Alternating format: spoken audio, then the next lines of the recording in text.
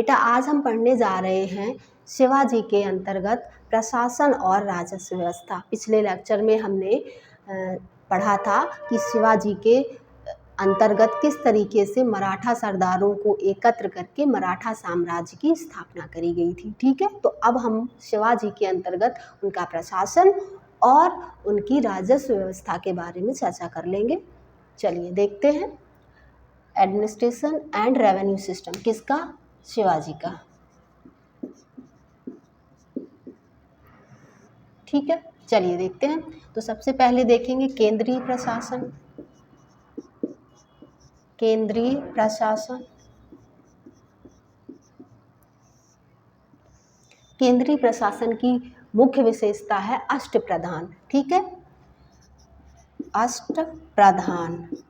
Question पूछा जाता है किसके दरबार में अष्टप्रधान थे। ठीक है, तो मराठा या शिवाजी के अंतर्गत। तो अष्टप्रधान यानी कि 8 प्रमुख मंत्री जो केंद्रीय स्तर पर क्या काम करते थे और प्रशासन को संभालते थे।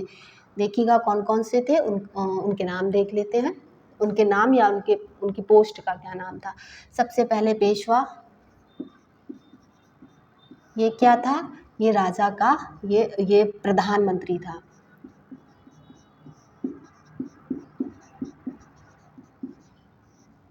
ठीक है, इसका काम क्या था बेटा? ये राजा की अनुपस्थिति में राज्य को देखता था। राजा की अनुपस्थिति में राज्य इसके जिम्मे होता था। किसके? पेशवा के। ठीक है, ये पहला नंबर। अब दूसरा जो है वो है बेटा हमारा सर-ए-नौबत।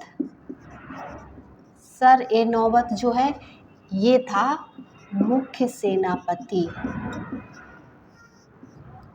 सैनिकों की भर्ती, संगठन और अनुशासन, ये सब इसके जिम्मे था। ठीक है, सर-ए-नौबत। अगली बात जो है वो है मजमुआदार। मजमुआदार और या फिर इसको कहते थे अमात्य। ये है बेटा वित्त मंत्री। ये क्या करता था? ये राज्य की जो आय और व्यय है उसका लेखा जोखा रखता था। ठीक है, अगली चीज चौथा वो है बेटा वाक्यानवीस। वाक्यानवीस, इसका काम क्या था? ये गृह मंत्री के समान था। होम मिनिस्टर, घरेलू मामलों को देखता था।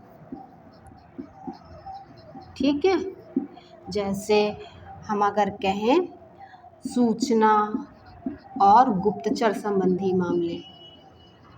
ओके, अगला नंबर 5वां वो है दबीर या सुमंत। ये था बेटा आपका विदेश मंत्री। ठीक, ये विदेश मंत्री के जैसा था। इसका काम करना, ये जितने भी विदेशी राजदूत आते थे ना तो उनका स्वागत सत्कार करता था। विदेशी राजदूतों का स्वागत।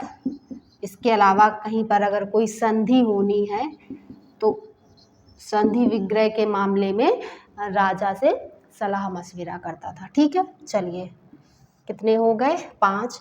और अगला जो है वो है सुरनवीस या चिटनिस। ठीक, या सचिव, ये सेक्रेटरी था। ठीक है,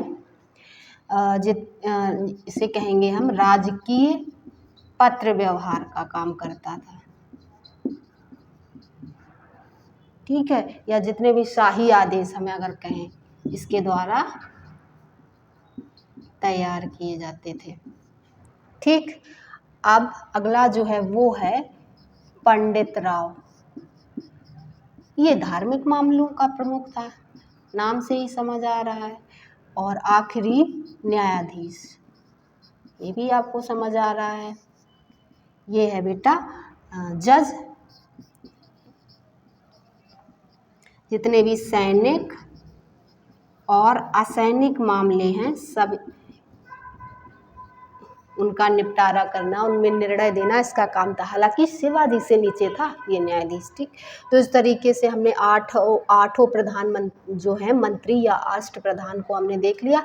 इन दो को छोड़कर बाकी की ये जो 6 हैं ये सब राजा के साथ सैन्य अभियानों में जाते थे या किसी न किसी तरीके से साथ में होते थे, बस पंडित राव और न्यायाधीश को छोड़कर, ठीक है। अब जरा प्रांतीय प्रशासन देख लेते हैं।